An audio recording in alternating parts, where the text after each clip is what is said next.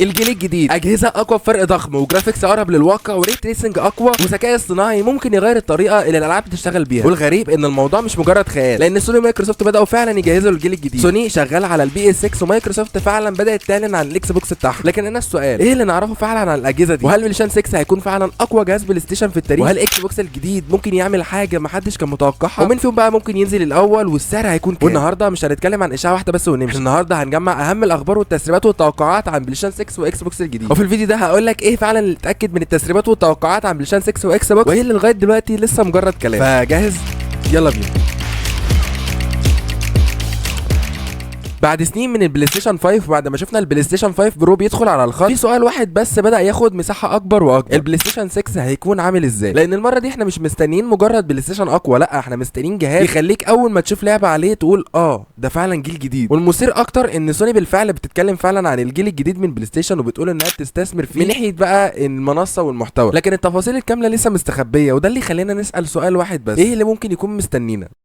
خلينا نبدا باكتر حاجه اللاعب مستنيها وهي الاداء. البلاي ستيشن 5 كان نقله ضخمه لما نزل، اس اس دي كان سريع جدا والالعاب بتفتح بسرعه وعوالم ضخمه وجوده رسوميات اعلى. لكن مع الوقت المطورين بداوا يعصروا الجهاز لاخر نقطه، ومع العاب الجيل الجديد اللي بتبقى اكبر واتقل، السؤال مش هيبقى مثلا هل بلاي ستيشن 6 هيبقى اقوى من بلاي ستيشن 5؟ هو طبعا هيكون اقوى، لكن السؤال الحقيقي هو هيكون اقوى بقد ايه. التسريبات الحاليه بتتكلم عن معالج اي ام دي جديد ومعماريه رسوميات احدث وقفزه كبيره في الاداء واداء الرسوميات طبعا مقارنه بالجيل الحالي. لكن الارقام النهائيه لسه مش مؤكده من سوني، دي كلها طبعا يا جماعه تسريبات زي ما قلت لكم. وده طبعا ممكن يفرق جدا في نوعيه الالعاب نفسها، لانك لما تزود القوه المطور بيقدر يعمل حاجات كانت صعبه او مستحيله على الجهاز القديم، طبعا زي مدينه اكبر، ام بي سيز اكتر، تفاصيل اكتر، ومسافات رؤيه ابعد. ده غير طبعا الفيزياء بقى وتحكم اكبر في العالم. يعني بدل ما اللعبه تبقى مجرد شكلها احسن، ممكن تبقى اللعبه نفسها بقت اكبر. وده هو اللي انا شايف ان الجيل الجديد لازم يقدمه. حاليا في اجهزه بلاي ستيشن بيبقى في اختيار كده ما بين الجوده والاداء، لكن انا عايز اقول لك ان احنا ممكن نودع الاختيارات دي بعد كده، ودي من اكتر الحاجات اللي اللاعبين نفسهم مستنيينها. دلوقتي انت بيظهر لك مثلا كواليتي مود او بيرفورمانس، عايز مثلا صوره احسن خد 30 فريم، عايز مثلا 60 فريم تقلل مثلا الجوده شويه او تتنازل مثلا شويه عن الجوده. واللاعب بقى عايز يخلص من القصه دي، عايز يشغل اللعبه تاخد جوده عاليه واداء عالي في نفس الوقت. في سؤال طبعا ناس كتير بتساله ان هو مثلا بلاي ستيشن 6 هيقدر يعمل ده، اللي هو يديك مثلا جوده عاليه واداء عالي في نفس الوقت؟ هو ده طبعا هيعتمد على اللعبه نفسها والمطور، لكن طبعا القوه الاضافيه اللي هتضاف للبلاي ستيشن 6 المفروض تخلي الموضوع اسهل بكتير، ودي بالنسبه للاعب العادي اهم من اي رقم مكتوب في المواصفات. وخلينا اكلمك اكتر عن الري تريسنج والذكاء الاصطناعي. سوني واي ام دي شغالين على تقنيات الري تريسنج اقوى للجيل اللي جاي، والتسريبات بتتكلم عن قفزه كبيره جدا في الاداء. والفكره ببساطه انعكاسات واضاءه وظل او ظلال افضل من غير ما اللعبه تقع في الاداء. وخلينا نروح للحاجه الاهم وهو الذكاء الاصطناعي. سوني واي ام دي برضه بيطوروا تقنيات الماشين ليرنينج تساعد في معالجه الصوره والالعاب، يعني ممكن نشوف تقنيات اعاده بناء صوره اقوى واسرع. المهم بالنسبه لنا احنا كمستخدمين صوره افضل باداء اعلى. بس كده انا خلصت الري تريسنج والذكاء الاصطناعي.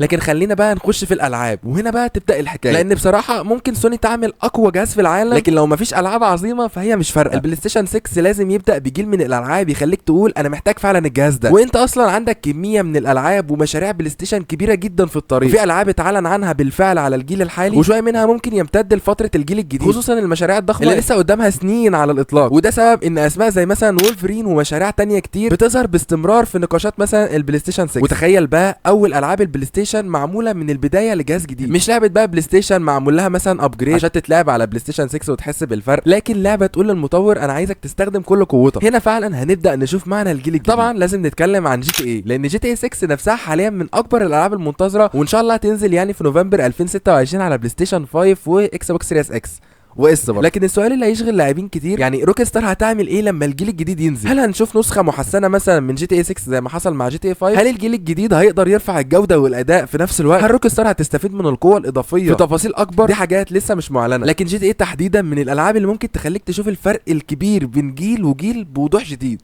الباكورد كومباتيبيليتي، ودي حاجه انا شخصيا شايف انها لازم تكون موجوده. تخيل كده تشتري بلاي ستيشن 6 وتلاقي مكتبه العابك اللي على بلاي ستيشن 5 معاك على بلاي ستيشن 6. مش بقى لازم تبدا من الصفر، مش لازم تشتري كل العابك مره تانية، لا انت تدخل على حسابك وتلاقي العابك وتكمل. وده هيخلي الانتقال طبعا من جيل لجيل حاجه تحفه جدا وحاجه سهله جدا. وفي بالفعل تقارير وتسريبات بتتكلم عن توافق بلاي ستيشن 6 مع العاب الاجيال القديمه، لكن سوني طبعا اكيد ما اعلنتش عنها لغايه دلوقتي. ولو سوني قدرت توسع الباكورد كومباتيبيليتي دي هتبقى واحده من اقوى مميزات الجهاز. تخيل جهاز واحد عندك بيشغل مكتبه ضخمه جدا من بلاي ستيشن، هتبقى حاجه تحفه. لان انا عايز اقول لك ان برضو بلاي ستيشن 5 بيشغل العاب بلاي ستيشن 4، فانت حرفيا كده هتكون خدت 3 اجيال مع بعض، فدي هتبقى حاجه تحفه جدا.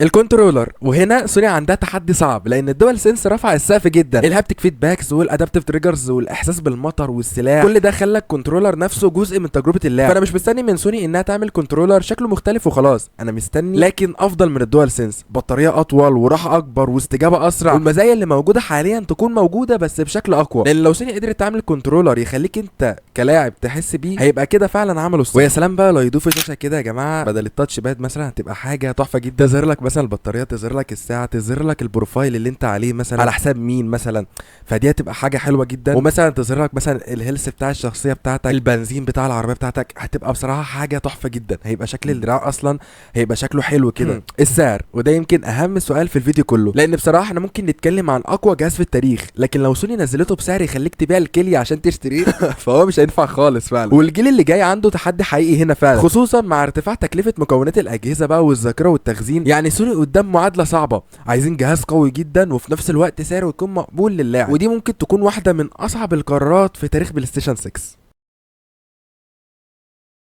بعد ما اتكلمنا عن بلاي ستيشن 6، دلوقتي جه وقت المنافس الثاني وهو اكس بوكس الجديد، وتقريبا هيبقى اسمه اكس بوكس هيليكس. والحقيقه ان اكس بوكس المره دي داخله الجيل الجديد بطريقه مختلفه تماما عن الاجيال اللي فاتت، لان مايكروسوفت مش بتقول لنا احنا هنعمل اكس بوكس جديد وخلاص، لا، مايكروسوفت بتبني حاجه اسمها بروجكت هيليكس، وده الاسم الكودي الرسمي للجيل الجديد من مايكروسوفت او اكس بوكس. والشركه اعلنت فعلا ان الجهاز تحت التطوير، وانه مصمم يشغل العاب الاكس بوكس والعاب بي سي كمان في نفس الوقت. وده لوحده بيخلينا نسال احنا قدام اكس بوكس ولا قدام بي سي متخفي. وعلى فكره يا جماعه انا عايز اسالكم سؤال، يعني دلوقتي احنا نلعب العاب البي سي، هل اقدر مثلا احمل الجيم لوب مثلا والعب ببجي موبايل؟ ده انا كده ابيع البي سي بتاعي بقى واجيب بروجكت هيليكس هيكون مبني على كاستم اي ام دي اس او سي. يعني ببساطه كده مايكروسوفت واي ام دي بيصمموا شريحه مخصصه للجهاز نفسه، مش مجرد انهم بياخدوا قطعه بي سي مثلا ويحطوها جوه اكس بوكس. الهدف ان السي بي يو والجي بي يو باقي اجزاء الجهاز تشتغل مع بعض من البدايه كمنظومه واحده، وده مهم جدا لان مايكروسوفت عايزه الجهاز ده يكون قوي مش بس في الرسوميات لكن كمان في المحاكاه وحجم العوالم والالعاب اللي الجهاز يقدر يتعامل معاها. المعالج نفسه لسه مايكروسوفت ما اعلنش عن تفاصيله النهائيه، يعني مفيش عدد انويه رسمي ومفيش سرعه رسميه ومفيش موديل رايزن رسمي قالت عليه الشركه، لكن المؤكد ان المعالج هيكون جزء من تصميم اي ام دي مخصص للجيل الجديد، وده مهم جدا لان الالعاب الجديده مش محتاجه جي بي يو قوي بس، انت عايز مدينه ضخمه وام بي سيز كتير وحركه مرور، وكل ده يحصل في نفس الوقت، وهنا المعالج بيكون لاعب اساسي. والجيل الجديد المفروض يدي المطورين مساحه اكبر بكتير من اللي موجوده على السيريس، ده غير طبعا ان الري تريسنج والاي اي هيتطوروا برضو زي ما اتطوروا برضو في البلاي ستيشن 6 كده. من اكبر الحاجات اللي مايكروسوفت مركزه عليها في البروجكت هيليكس هي طريقه تعامل الجهاز مع البيانات، لان الالعاب بقت ضخمه بشكل جنوني، مش بس حجم اللعبه نفسه لكن كميه البيانات اللي اللعبه لازم تحملها وانت بتلعب، كل حاجه ممكن تتغير وانت بتتحرك، فكل ما الجهاز يقدر ينقل بيانات اسرع المطور يقدر يعمل عالم اكبر وتفاصيله اكتر، وده مهم جدا خصوصا للالعاب المفتوحه لانك مش عايز تدخل منطقه جديده وتلاقي اللعبه بتقول لك لودنج مثلا. الالعاب، ودي يمكن اكبر نقطه في بروجكت هيليكس كله. مايكروسوفت قالت بشكل واضح ان الجهاز مصمم يشغل العاب اكس بوكس والعاب بي سي، وده بيغير شكل الكونسول نفسه لان اكس بوكس الجديد مش لازم يبقى مجرد جهاز مثلا العاب له مكتبه خاصه، هو اقرب لمنصه تجمع مثلا بي سي واكس بوكس. يعني لما مثلا اشتريتها على المنظومه ممكن تكون قادر تلعبها على جهازك وعلى البي سي كمان وتنقل مثلا ما بين الجهازين، ده غير طبعا ان انت عندك بيسيزدا واكتيفيجن، فانا عايز اقول لك ان انت هينزل لك العاب بجرافيك كمان اقوى. طب ولو واحد دلوقتي سالني على الالعاب القديمه، هنا مايكروسوفت بتلعب واحده من اقوى اوراقها. الشركه اكدت انها ملتزمه بالحفاظ على امكانيه تشغيل العاب من 4 اجيال من اكس بوكس لسنوات قدام، يعني تاريخ اكس بوكس نفسه مش هيترمى، الالعاب القديمه جزء من المنظومه، وده مهم جدا لان عند اكس بوكس مكتبه ضخمه جدا من مثلا اوريجينال اكس بوكس، اكس بوكس 360، اكس بوكس 1 واكس بوكس سيريس والجيل الجديد. انت متخيل كام لعبه هتكون موجوده معاك على الجهاز؟ انت حرفيا ممكن تزهق من الالعاب، انت متخيل؟ ده غير طبعا الجيم باس، لان الجيم باس بقى جزء اساسي من هويه اكس بوكس. بروجكت هيليكس مش هيجي لوحده، الجهاز هيكون جزء من منظومه فيها مثلا جيم باس، اكس بوكس، بي سي، كلاود، وبلاي ان وير. يعني بدل ما تشتري الجهاز وتبدا من الصفر، لا، انت داخل على منظومه وفيها العاب وخدمات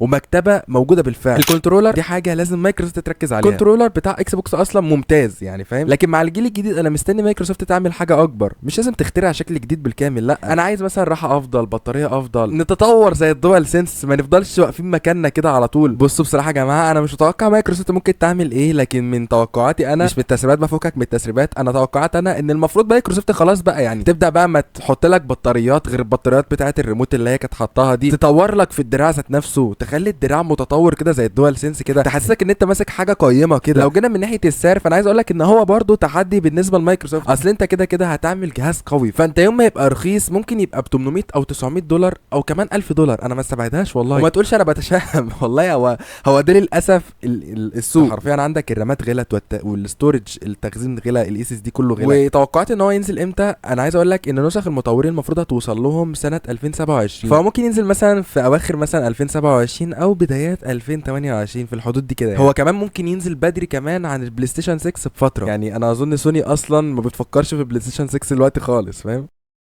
في النهاية أنا متحمس جدا إن أشوف توقعاتكم وآرائكم تحت عن الجهازين دول، وأنتوا متحمسين لمين أكتر بقى؟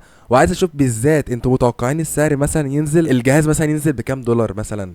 800 ألف، فاهم؟ في الحدود دي كده يعني. أنا متحمس بصراحة أشوف آرائكم تحت في الكومنتات. وأنا حاولت حرفيا ألخص كل اللي بيحصل في العالم حرفيا في 10 دقايق عن الجهازين دول، فأنا الحمد لله إني عرفت أعمل كده يعني. فبس كده، كان معاك يوسف وأشوفك فيديو الجاي. سلام.